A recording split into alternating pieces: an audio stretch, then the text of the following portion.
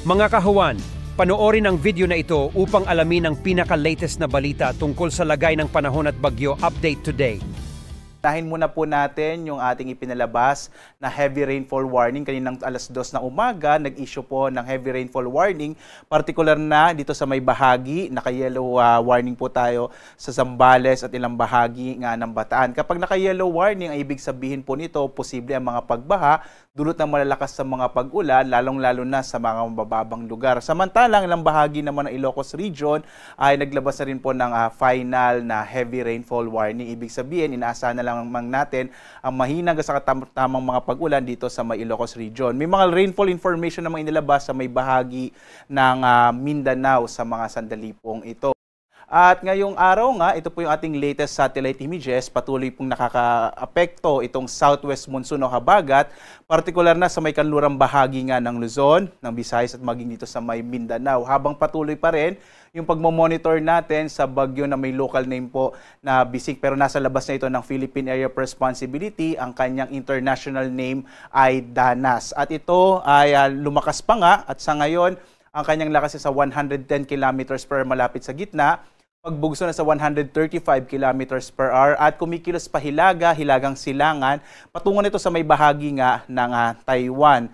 Itong si Severe Tropical Storm Danas ay huling namata na sa 420 kilometro kanluran ng Basco sa lalawigan nga ng Batanes. Wala itong direktang epekto sa ating bansa, wala rin tayong nakataas na tropical cyclone wind signal, bagamat inaasahan pa rin natin yung mga kaulapan na dala nito ay magdudulot ng mga pag-ulan, partikular na sa may bahagi ng Batanes at maging sa Babuyan Group of Islands. Samantala, ang malaking bahagi pa rin ng Luzon sa araw na ito ay magkakaroon ng mga kalat-kalat ng mga pag-ulan, pagkilat, pagkulog at maulap na kalangitan. Lalong-lalo na po sa may kanlurang bahagi ng Luzon, yung area ng Ilocos Region, Bataan at Zambales, asahan pa rin natin na magkakaroon ng malaking tsansa na hanggang sa malalakas na mga pag-ulan. Gayon din sa may area ng Metro Manila, gayon din sa may nalalabing bahagi ng Central Luzon, maging ang bahagi ng Cagayan Valley, Calabarzon, Mimaropa, itong Western Visayas kasama yung Negros Island Region at maging yung BARM, kasama po itong Zamboanga Peninsula. Ngayong araw, malaki pa rin tsansa ng mga pag-ulan,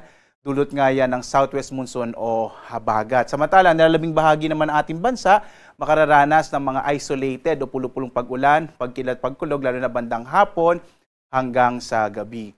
Narito nga po yung latest track ng bagyong si Bising na may international name na Danas, si Severe Tropical Storm Danas. Makikita po ninyo patungo ito sa may bahagi ng Taiwan at hindi pa rin inaalis yung posibilidad na ito ay muling pumasok dito sa loob ng Philippine Area of Responsibility. Posible pong mamayang gabi hanggang bukas ng madaling araw pero mabilis na lamang ito. Makikita rin natin na posible pang lumakas si Severe Tropical Storm Danas at maging isang ganap na typhoon, no? Ma-reach na po yung typhoon category.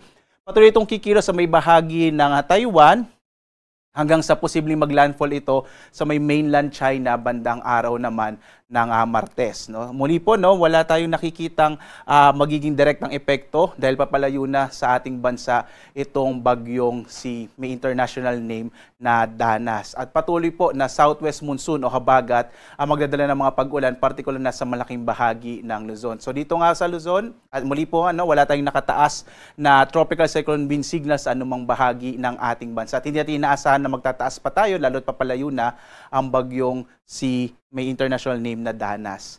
Dito nga po sa Luzon, inaasahan natin ang malaking tsansa ng mga pag-ulan sa malaking bahagi ng Luzon, lalong-lalo na sa Ilocos Region, kasama rin yung Bataan at Zambales. Magiging maulap din yung kalangitan sa malaking bahagi ng Cordillera, Cagayan Valley, nalalabing bahagi ng Central Luzon. Dito sa Metro Manila, asahan din natin ang maulap na kalangitan sa araw na ito, maging sa Calabarzon at Mimaropa. Sa nalalabing bahagi naman ng Luzon, partikular na yung Bicol Region, inaasahan pa rin natin yung mga isolated o pulupulong pag-ulan, pagkidlat, pagkulog. Mas generally fair weather po sa may bahagi naman ng Bicol Region. Dito naman sa Visayas at sa Mindanao, makikita po natin na malaking tsansa ng mga pag-ulan sa Western Visayas, kasama yung Negros Island Region, dulot pa rin ng southwest monsoon o habagat. Ang nalalabing bahagi naman ng Kabisayaan, yung Central Visayas at gayon din sa Eastern Visayas, malaki naman po yung mga tsansa ng mga pag-ulan sa hapon lamang hanggang sa gabi, dulot ng mga thunderstorms na dala rin ng southwest monsoon. Ang kanlurang bahagi din po ng Mindanao ay makararanas ng maulap na kalangitan na may mga kalat-kalat na mga pag-ulan na dulot ng hanging habagat. Partikular nga itong area ng Zamboanga Peninsula at Barm. Ang nilalabing bahagi naman ng Mindanao makararanas ng mga isolated o pulupulong pag-ulan, pagkidlat, pagkulog. Sa lagay naman po ng ating karagatan, may nakataas tayong gale warning partikular na dito sa may lalawigan po ng Batanes. Ito ay dulot nga ng trough o extension ng bagyong severe tropical storm Dana. So delikado maglayag yung mga maliit na sasakyan pandagat at malilit na mga bangka partikular na sa baybayin po ng Batanes. Dahil may nakataas tayo ngayong gale warning. Ang ibang bahagi pa ng ating bansa ay magkakaroon ng ang kalagayan po ng karagatan ay mula katamtaman hanggang sa kuminsan ay maalong karagatan, partikular na dito sa may kanlurang bahagi ng Luzon, habang banayad hanggang sa katamtaman naman ang magiging lagay ng karagatan sa iba pang bahagi ng ating bansa. So mag-ingat pa rin po, bagamat itong ang nalalabing bahagi ng ating bansa ay banayad hanggang sa katamtaman, posible pa rin yung biglang maalong karagatan, lalong-lalo na kapag meron po tayong mga thunderstorms.